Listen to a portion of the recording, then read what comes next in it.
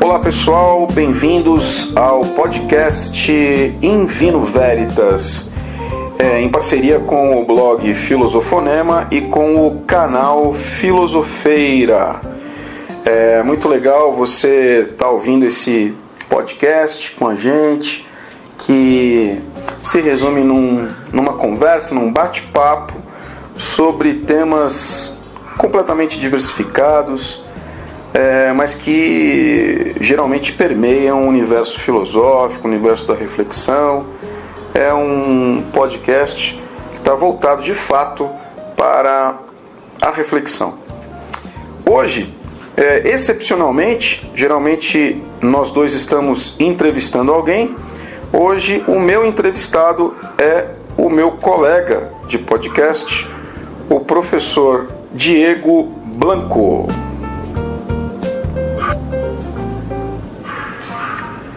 Diego Blanco é mestre em Filosofia Política e Ética pela UFABC, estuda as questões relacionadas ao gênero e à sexualidade, com ênfase nos pensamentos de Michel Foucault, Judith Butler e Paul B. Preciado. O nosso tema hoje aqui, que foi escolhido inclusive pelo próprio professor Diego Blanco, é o fascismo. Vamos falar um pouco sobre fascismo, vamos falar um pouco sobre o fascismo na história, sobre o fascismo e o discurso, a prática do fascismo. E a gente vai começar, agora eu vou começar primeiro te dando boa noite. A gente está numa noite bastante agradável, fresquinha, estamos tomando aqui, obviamente, em Vino Veritas, né? Estamos tomando aqui um Malbec maravilhoso. E vamos conversar. Eu vou começar, Diego, primeiro te dando uma boa noite, obviamente. Buenas noches. Buenas noches. E vou começar te perguntando,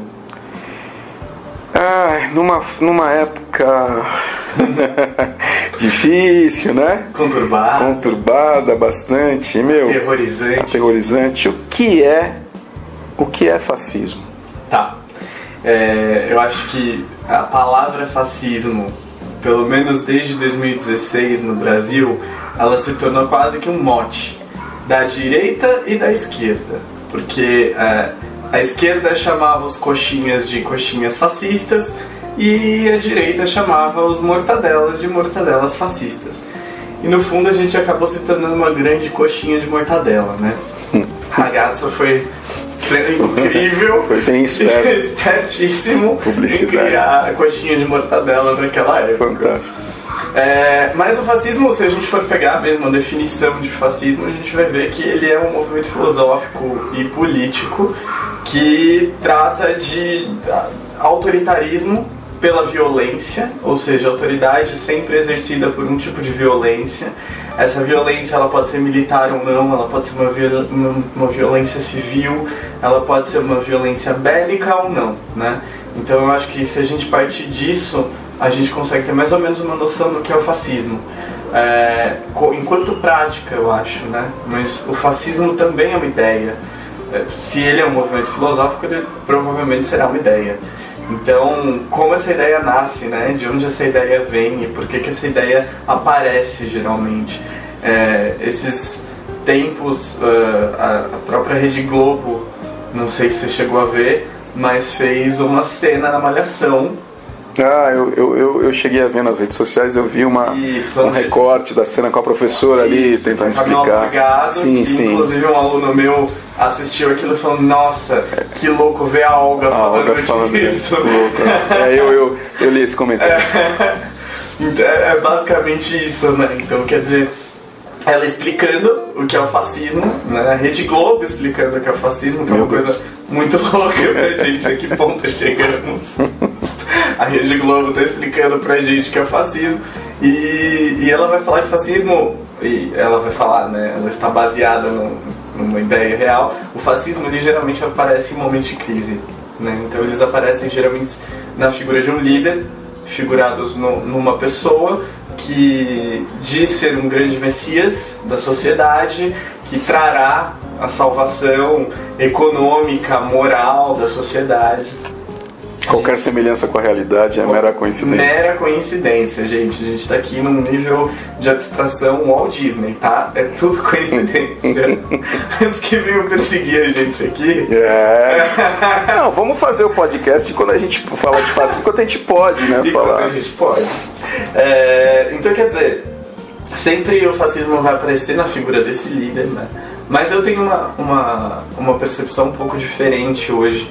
Eu acho que se a gente for pegar o fascismo na história, então a gente vai lá pro Mussolini, pro Hitler, principalmente. A gente pode pegar o Salazar, pode pegar o Franco, mas principalmente no Mussolini, no Hitler, a gente vai ver que havia uma outra coisa que estava junto com o fascismo naquele momento, que era o totalitarismo, né? Quando Mussolini diz que tudo é o Estado. Então o Estado toma conta de todas as coisas. Não existe espaço para o indivíduo, existe espaço exclusivamente para aquela coletividade, para uma igualdade, né? Uma das características essenciais do fascismo é que todos são iguais, mas nem todos... mas uns são mais iguais que os outros. Uns são mais iguais que os outros, né? Revolução dos bichos. Tá aí o Orwell cada dia mais vivo, mais atual de pensar. E a gente precisa pensar de fato no Orwell, a gente precisa reler a Revolução dos Bichos, a gente precisa reler 1984, até por conta das fake news também, Ministério da Verdade, né? Ministério da Verdade, olha só que loucura isso. Ele acertou em muita coisa. Tanto ele quanto o Huxley acertaram em muitas coisas. Mas a gente pode chamar esses caras de visionários, ou a gente pode falar que eles estavam mais acordados do que a gente, porque é difícil a gente poder falar assim, não, eu sabia que isso ia acontecer. Não, eu acho que antes do principalmente Admirável Mundo Novo de 1984 serem distopias, como a gente entende hoje, eles são ficções científicas, né? E a ficção científica, ela busca tentar interpretar o futuro a partir das coisas que a gente tem no presente, né? Então, o Orwell escreveu em 1984 e 1948. Né? Você inverte a ordem dos números e tem um ano de produção do livro. E em 1948 você estava no pós-guerra, né? O Orwell tinha visto tudo aquilo acontecendo e mais. Ele estava vendo a União Soviética dando errado já. Dando muito errado, traindo os ideais marxistas de fato, né? Ele, como um comunista convicto que era, embora os Estados Unidos gostem de dizer que não, ele era um comunista convicto, ele estava assustado com o que estava acontecendo, né? Então a gente precisa pensar que talvez eles fossem sim visionários, mas que dentro da técnica deles enquanto escritores, né? O Huxley até enquanto filósofo, de criar realidades, né? E essas realidades acabaram chegando pra gente. A gente tem o mote da tecnologia nos dois, né? Então o Huxley, ele previu, por exemplo, a inseminação artificial. Ele previu a criação de pessoas sem a necessidade. O Huxley é brincadeira. É muito louco. É muito louco. Aquele início do Admirável Mundo Novo é um negócio muito doido. Muito.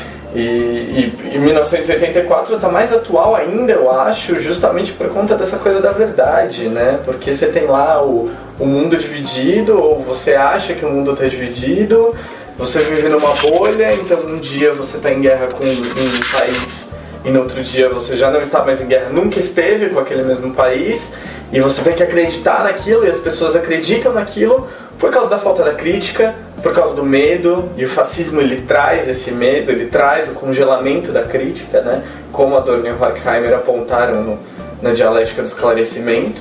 Você tem um congelamento da crítica, então quer dizer, como que você pode criar alguma coisa nova, como que a dialética pode acontecer se você não consegue usar a sua ferramenta principal enquanto ser humano racional, que é a sua crítica.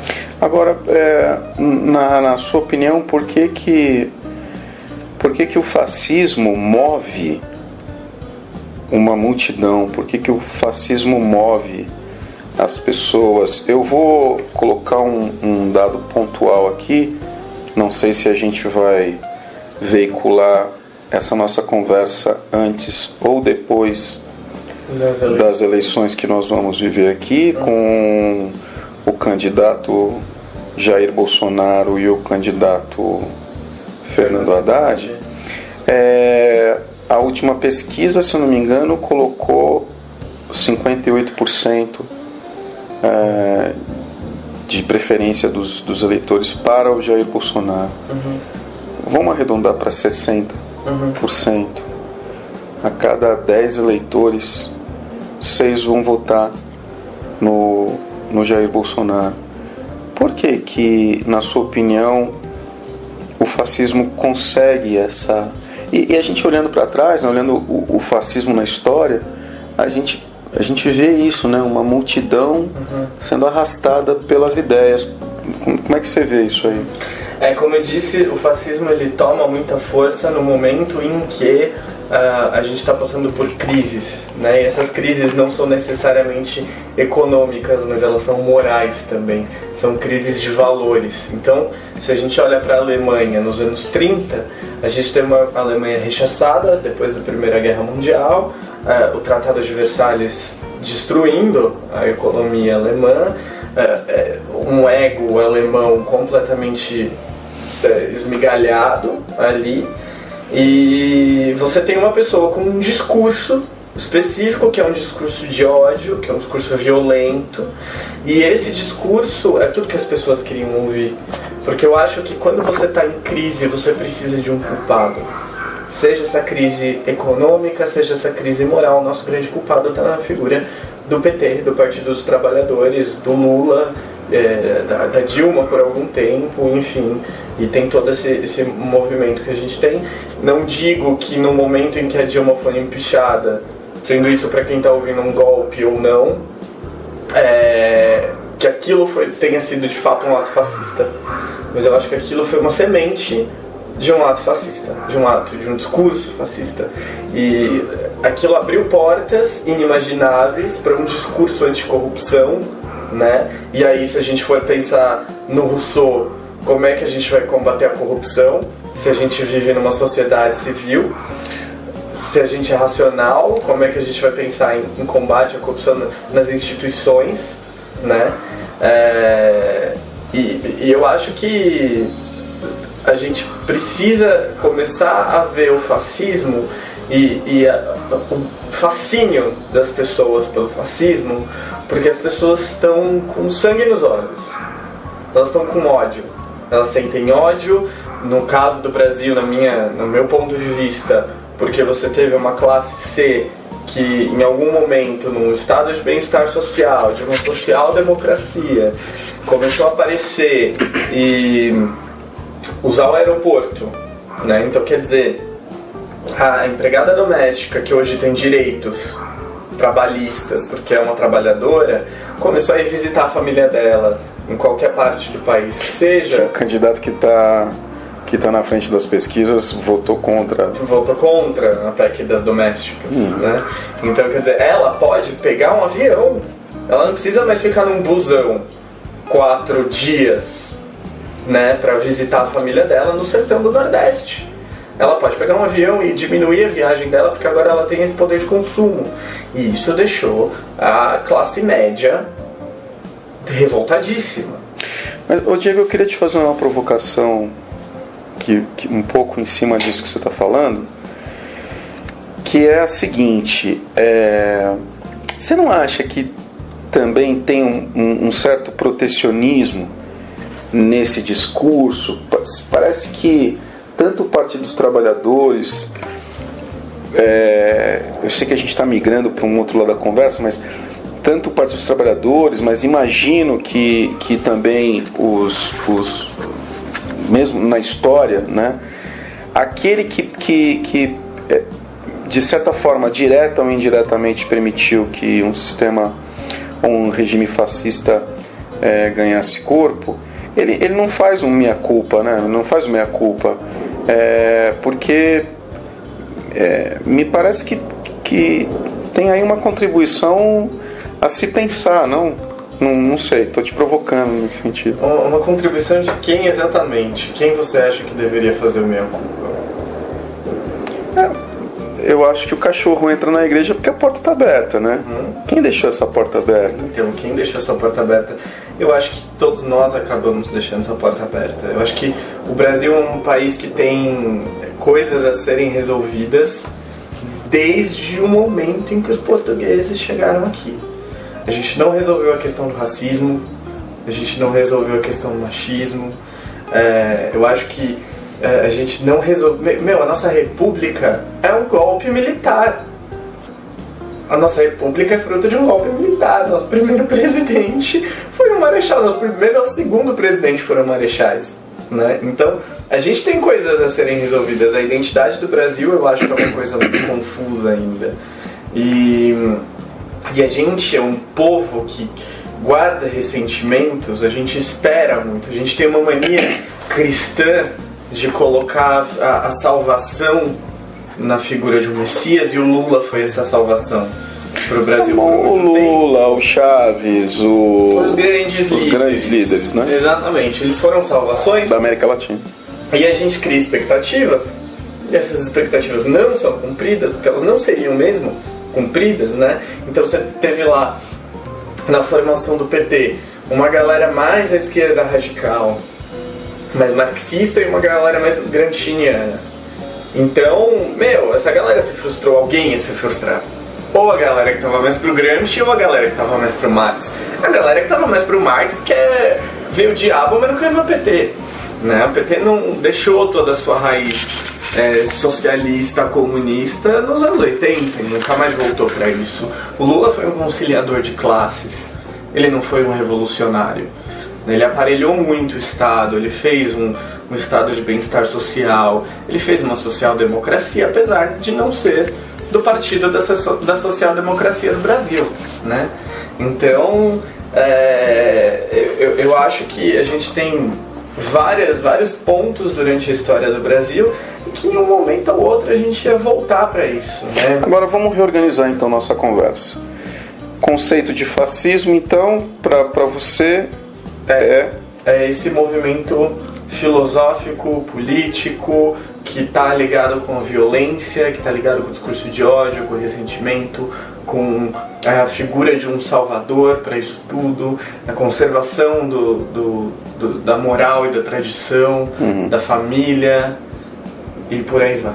E quando a gente pensa nesse fascismo na história, a gente pode dizer que ele ganha corpo de fato no meio do século XX? Sim, acho que no período entre guerras ali? No período entre guerras, com certeza. Né? Você tem lá, como eu estava dizendo, voltando para o Hitler, né? A Alemanha desmigalhada e um discurso de ódio contra pessoas que não estavam tão mal economicamente falando, no caso os judeus, né? Que não eram pessoas que estavam ali desde sempre, que não eram povo alemão e que deveriam ser expulsas, exterminadas e, enfim, e tudo que a gente conhece que o Hitler fez, né? Então, o discurso do Hitler, ele foi um discurso que matou 6 milhões de judeus, né? Ele foi um discurso que causou a Segunda Guerra Mundial. Ele foi um discurso que ressoa até hoje nas pessoas, né? Me lembro de quando eu era estudante, de ouvir falar do Hitler e pensar, meu Deus, como assim? Como que a gente deixou isso acontecer, né? Eu fui estudante de ensino médio há 10 anos atrás, você bem sabe disso. Afinal, foi meu professor. Tenho parte nessa história. Tenho uma parte nesse latifúndio. Então, quer dizer, há 10 anos atrás eu não sonhava que eu fosse assistir uma coisa dessas, porque pra mim a grande última manifestação de um fascismo no Brasil tinha sido o período de ditadura militar, os 21 anos de ditadura militar, né? Eu não achei que a gente fosse precisar passar por isso de novo, que a gente fosse ter que passar por isso de novo, em algum momento. E é assustador pensar nisso, né? Agora, eu queria aproveitar um pouco, a gente situou um pouco o conceito, né? A gente pensou um pouco desse conceito na história, a gente fez algumas pequenas digressões aí com relação ao nosso panorama atual. Eu queria usar um pouco, quer dizer, acionar um pouco a tua experiência, tua expertise nas questões relacionadas ao gênero e à sexualidade. Certo. Eu queria que você partilhasse um pouco comigo aqui agora, entre um gole e outro desse Malbec maravilhoso que a gente está tomando aqui. Eu queria que você falasse um pouco de como é que é o efeito desse discurso fascista nesse universo que Diego, é um universo que não está na mão das pessoas, quer dizer, não está no domínio das pessoas, né? As pessoas não sabem ainda o que é o que com relação à sexualidade, gênero, sexo, né? As pessoas transitam, pelo que eu tenho visto, eu acho que você também vai concordar comigo, as pessoas transitam com muita dificuldade nesse meio. Eu fico imaginando, né? A gente já tem uma percepção do tema e do assunto muito complicada. Aí entra um discurso fascista nessa história. Como é que é isso? Quer dizer, você estudou isso, você pesquisou, você conversou com pessoas, você... Enfim, queria que você falasse um pouco disso. Eu acho que pra gente falar sobre o fascismo nessa questão de gênero, sexualidade, aí eu vou além. Falar disso no racismo, falar disso na misoginia, né? A gente tem hoje autores na filosofia que são autores fantásticos tratando sobre isso. Daí eu indico 2 livros que eu acho que todo mundo deveria ler, que é o Texto Junk, do Paul B. Preciado, e A Crítica da Razão Negra, do Achille Mbembe. Legal.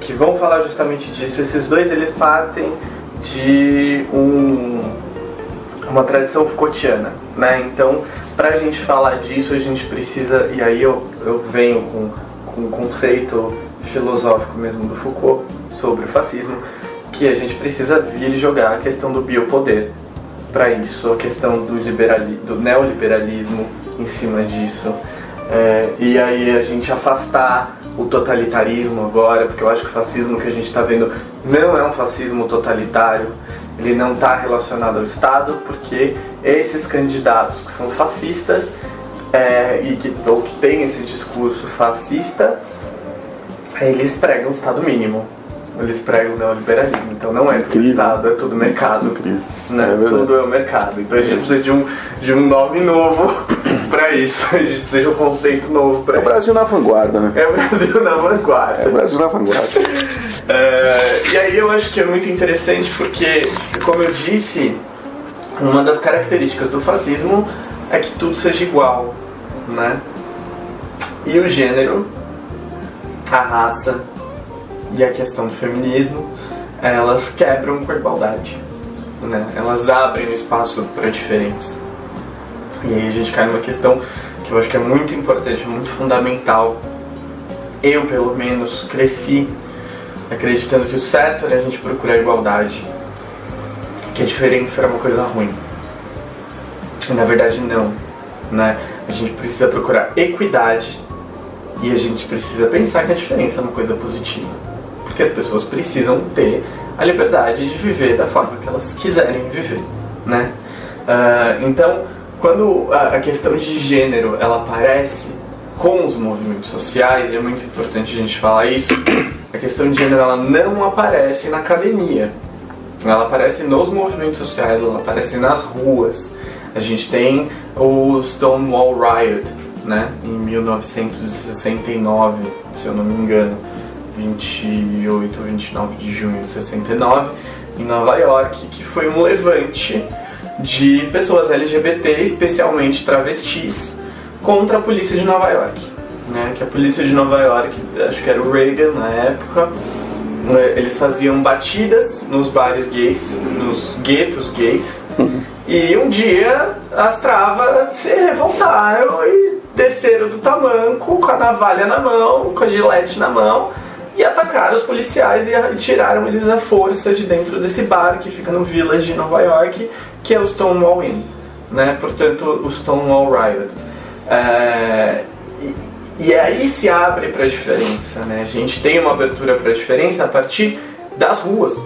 A gente precisa pensar, a política hoje ela precisa ser pensada a partir das ruas.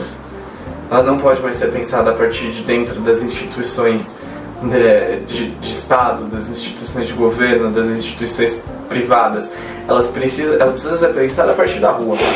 Então, se você for pra rua hoje, você vai ver homens com saia, você vai ver mulheres masculinizadas, você vai ver pessoas que são extremamente andrógenas, você vai ter pessoas que não querem se identificar com nenhum dos gêneros, elas não querem ser masculinas, elas não querem ser femininas, né? Eu tenho até um aluno que brinca que ele viu uma entrevista uma vez de uma pessoa que não se identificava, era de gênero não binário, né?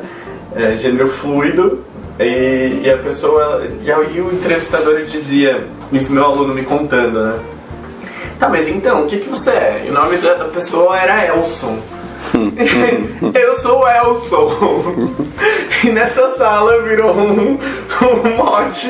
Virou um jargão. Eu sou o Elson. Eu sou o Elson, professor. Então é o Elson, né? A Elson ou Elson, né? Não sei. Então a gente aprende a viver com essas diferenças. E quando o fascismo vem, ele não quer ver essas diferenças, porque essas diferenças elas vão diretamente no cerne da tradição moral judaico-cristã que a gente tem no Ocidente, que é a família, que é formada por um homem, por uma mulher e por filhos com gênero, sexo e sexualidade muito bem definidos. Então, se eu sou um homem biologicamente falando, se o meu sexo é masculino, a minha sexualidade deve ser heterossexual e o meu gênero deve também ser masculino, né? Porque eu tenho que ser o pai, eu tenho que ser o provedor, eu tenho que ser isso tudo, e se eu sair um pouquinho dessa norma, fudeu, já era, eu tô morto, né? Então, daí vem o Foucault, literalmente morto. Daí vem o Foucault, que vai falar sobre a formação da sociedade normativa, né? O biopoder ele aparece justamente para criar vida, para gerar e controlar essas vidas que vão aparecendo. Como que eu vou gerar e controlar essas vidas? Eu tenho que ter uma norma para gerar e controlar essas vidas, senão foge-se do controle, né? Então você precisa pensar que existe uma norma e o fascismo está muito feliz com essa norma e ele quer manter e ampliar essa norma, né? Então ele tem o direito de fazer a manutenção dessa vida e o direito de matar e o direito de viver, que era o direito soberano, que Foucault dizia, né? Antes do biopoder aparecer, você tinha o soberano, né? O contrato social hobbesiano mesmo, que você abdica de toda a sua liberdade, portanto, da sua vida. Então o seu soberano, o seu rei, tem o direito sobre a sua própria vida, e o fascismo, de certa forma, ele retoma isso do contrato hobbesiano, porque no caso do fascismo totalitário, o Estado tem esse direito sobre a vida, mas eu acho que o nosso fascismo que a gente está enfrentando hoje, ele não é, como eu disse, um fascismo de Estado. Ele não é um fascismo totalitário, ele é um fascismo, usando termos Foucaultianos ainda, de uma microfísica do poder. Então, o que mais me preocupa nessa eleição, que a gente, enquanto estamos falando aqui, não sabemos o que aconteceu. Temos uma suspeita, mas não sabemos. Temos uma suspeita, espero que ela esteja errada. Ele não. E aí eu gostaria de dizer que o que mais me assusta não é a figura do candidato Jair Bolsonaro. Não é o Bolsonaro que mais me assusta. é o discurso do Bolsonaro, são as pessoas que vão eleger o Bolsonaro, caso ele seja eleito. A gente bate na madeira. Mas são essas pessoas que me assustam, porque nos últimos dias, desde pelo menos do primeiro turno, os casos de agressão a minorias, ou seja, as diferenças, têm aumentado. Então muitas pessoas já estão acreditando que ele já foi eleito e que por ele ter sido eleito, ele está legitimando toda aquela violência. Porque ele tem esse discurso violento, né? Hoje saiu aí em alguns portais da internet, no Catraca Livre, acho que no UOL também eu vi alguma coisa, de um áudio que não ouvi, mas de um áudio que está rolando do Bolsonaro, onde ele diz que ele tem orgulho de ser homofóbico mesmo. Então, é legal ser homofóbico, gente. Então, quer dizer, uma coisa que a gente vem lutando no Brasil, pelo menos desde o fim da ditadura, pelo menos desde o processo de redemocratização, a gente vai perder tudo. São 30 anos que a gente está perdendo, são 30 anos de luta, de movimentos sociais, de pessoas que morreram durante a ditadura, que deram o sangue pra gente voltar pra estaca zero e pra gente ter que começar daqui a 4 anos, se tudo der certo, né? Que eu duvido um pouco, que se ele for eleito ele vai ficar só 4 anos no poder, e eu não tô falando que ele vai ser reeleito depois, eu tô dizendo que ele vai por outras vias continuar no poder. A gente vai ter que recomeçar tudo. Mas ele é um porta-voz, né? Que você está falando agora. Ele é um porta-voz de uma camada substancial, sim, da sociedade brasileira, sim, sim, né? Sim. Éramos fascistas todos e não sabíamos. Foucault diz que somos todos fascistas. Somos todos fascistas. Somos todos fascistas. O fascismo, ele está na nossa cabeça. O Foucault dizia isso. O Foucault dizia isso. Ele escreveu o prefácio do Antiédipo, né, do Guattari, do Deleuze. Uhum. E lá o nome desse prefácio é Por uma Vida Não Fascista, né? Então, onde a gente possa se reinventar, que é a estética da existência do Foucault, né? E a sexualidade tem um papel fundamental nisso, para que a gente possa lutar contra o nosso próprio fascismo. Porque a gente é muito enquadrado, a gente é muito dentro da norma, até porque fomos criados na norma, né? Então a norma ela sujeita a gente, e a gente precisa quebrar essa norma.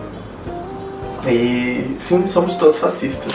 Agora, a gente passou pelo conceito, a gente falou um pouco do fascismo na história, falamos um pouco desse discurso, né?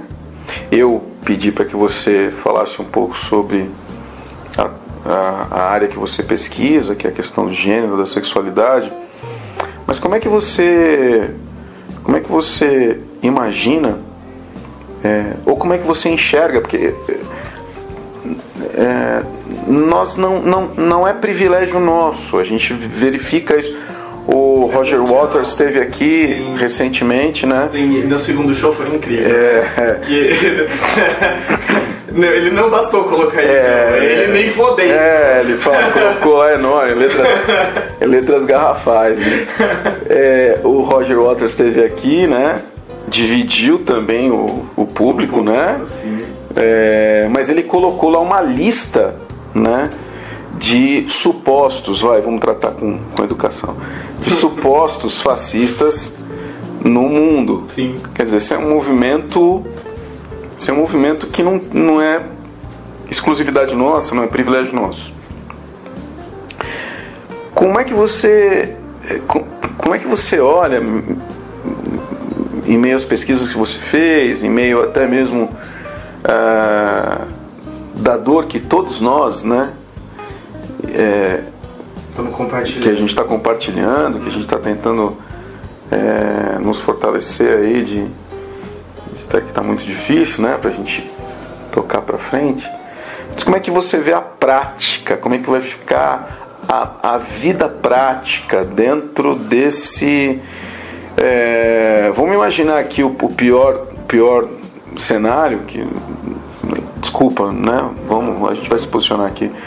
Vamos pensar o pior cenário, que é ele sendo eleito, e ele comandando, não é governando, é comandando, né? Pra mim o pior cenário não é ele ser eleito.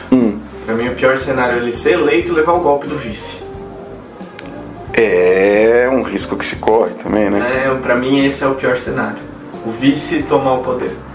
Se o vice tomar o poder, aí o Roger Waters vai colocar no show dele, fodeu. Ao invés de nem fodendo, vai ser o fodeu. Agora, como é que você vê como é que vai ser a vida? Como é que você imagina que vai ser a vida prática, a vida de quem não compactua, mas vai ter que, por um respeito à democracia, por um respeito ao Estado de Direito? Eu acho que o povo brasileiro, ele surpreende todas as vezes, né? Quer dizer, a gente acabou de levar uma aula da embaixada alemã, né? Porque alguns eleitores do senhor Jair Bolsonaro foram contestar os alemães, dizendo que vocês estão errados. O nazismo não foi um movimento de extrema-direita, foi um movimento de esquerda, né? E a embaixada alemã teve que fazer um vídeo explicativo, por favor, vocês estão falando merda, né? Como que vocês podem dizer uma coisa dessas? Que dureza. É muito duro isso.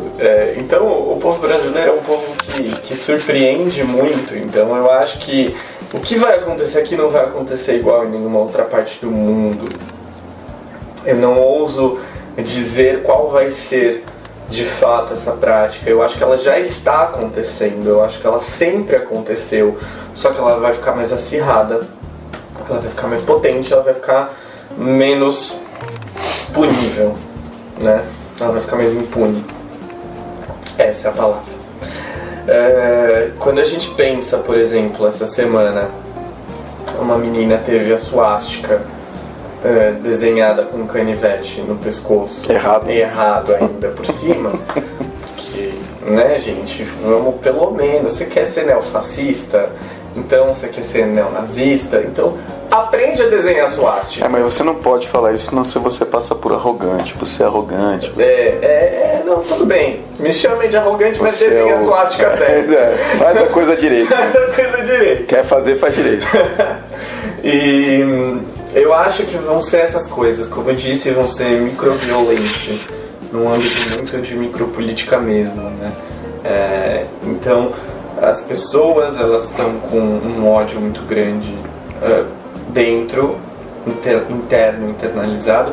E aí eu tô falando das pessoas, eu tô me referindo à direita, e eu tô me referindo à esquerda, sim. E eu tô me referindo ao centro, eu tô me referindo a todo mundo. Eu chuto uma guerra civil fácil nos próximos meses. Não é nem nos próximos anos, não. Nos próximos meses. Eu acho que 2019 vai ser um ano bastante difícil. Caso ele ganhe. A gente já vem ouvindo isso há bastante tempo, né? Que o próximo ano será difícil. E sempre é. Só que sempre dá pra piorar, né? O Tiririca, infelizmente, estava errado. Pior do que tá, fica. Né? É verdade. Ele mentiu, né? Até aí, né? Ele mentiu até aí, né? Mentiu, infelizmente mentiu. Fica, Tiririca, ficou. Então eu acho que a gente não dá pra prever o futuro.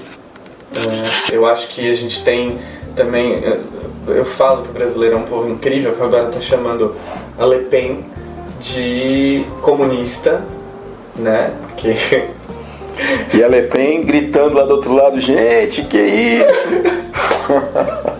A extrema-direita francesa falou que... gente, calma que vocês estão indo muito longe. Calma aí. A Le Pen falando. A Le Pen falando isso, né? Então, e a gente chamando, a gente não, né? Eu não a chamaria de comunista por nada, porque eu li um pouco de Marx para entender o que talvez possa vir a ser o comunismo um dia, né? E eu acho que, enfim, não dá pra gente prever o que vai acontecer. Eu acho que o discurso leva à prática e essa prática vai ser legitimada, né? Isso é o que mais me preocupa. Você não vai precisar da polícia. Já está legitimada. Já está legitimada. Antes mesmo dele vencer a eleição, já está legitimada. Você não precisa da polícia. Não precisa do exército. A gente estava conversando isso, inclusive.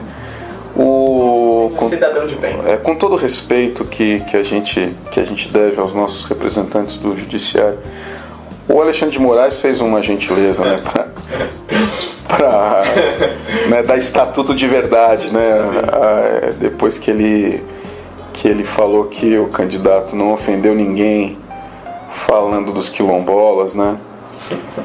Agora, eu me lembro aqui você falou de uma coisa com relação ao vice dele, que é ele nem sabe o nome. Quem não sabe muito bem o nome, é o general, né, que é o general. E ele é um capitão. O Brasil o Brasil traz isso também, né? Quer dizer, a inversão da hierarquia é impressionante. O Maquiavel tem uma passagem muito interessante quando ele faz um comentário sobre os aliados, que são os que a gente mais precisa temer, porque dos nossos inimigos a gente já sabe o que esperar, né? E dos aliados a gente é pego geralmente de surpresa, né? Ele tirou o partido dele de um ostracismo, de uma, não diria ostracismo, mas de uma nulidade total para uma projeção razoável, né? Nessas últimas eleições. Segunda maior bancada do Congresso. E nessa segunda maior bancada tem uma quantidade razoável também de militares, coronéis, né, majores. Né? O nosso senador aqui de São Paulo é um militar, né? Papito, saudades! E temos aí também o nosso, então, possível vice-presidente também, um general. Quer dizer... Foi a eleição com o maior número de militares desde a ditadura. Desde antes da ditadura, no caso, né? Porque... Isso assusta? Porra, muito. Como assusta? A gente estava evoluindo, a gente estava progredindo para uma coisa onde a gente estava conseguindo, e eu acho que até de forma muito pacífica, desconstruir a noção de cidadão de bem, de família, né? Ainda conseguindo respeitar as bases religiosas, as bases judaico-cristãs. Eu talvez seja um pouco radical e ache que a gente tem errado em respeitar tanto assim essas bases. Então eu acho que a gente estava conseguindo fazer isso, né? Progredir. E agora a gente vai ter no comando diversas pessoas que não querem que isso progrida, né? A gente tem o Brasil, ele é muito louco, porque às vezes eu acho que eu tô... Há 2 anos atrás eu achava que eu estava nos Estados Unidos dos anos 60. Agora a gente está na década de 70. Né? Então a gente está passando por um processo, eu acho que não... parecido, mas numa extremidade maior, eu acho. Eu acho que nós somos mais extremos. O povo brasileiro é mais intenso nesse sentido, porque, enfim, não sei por que a gente é mais intenso. Talvez porque aqui seja muito quente e lá nem tanto. Isso explica muita coisa. Tristes trópicos. Tristes trópicos, exatamente. Não sei. Professor Diego, tenho o prazer de... Eu só queria fazer uma indicação. Então, é justamente isso que eu vou falar. Quer dizer, a gente vai terminando aqui a nossa conversa. E como já é de praxe do nosso podcast, né, a gente sempre encerra com indicação de livro, indicação de música, indicação de alguma coisa, para você deixar pro nosso ouvinte, né, e fazer as suas considerações finais. E a palavra é sua. Bom, eu indico antes de mais nada que todo mundo que assistiu Star Wars, Harry Potter, Senhor dos Anéis, Jogos Vorazes e Game of Thrones prestem mais atenção no que está acontecendo na trama dessas histórias. Por favor, gente, a ficção ela tá querendo dizer alguma coisa pra gente o tempo inteiro. E eu tô vendo muita gente que é super fã, sei lá, de Star Wars e sai de casa com a camiseta dos rebeldes, Despertar da Força, do Despertar da Força, e que tá votando no senhor Jair Bolsonaro. Gente, tá errado, vocês estão votando no imperador, tá? Eu quero deixar isso muito claro pra vocês. Vocês estão votando nos Lannister, pra quem assiste Game of Thrones. Vocês estão votando no Voldemort, pra quem assiste Harry Potter, tá?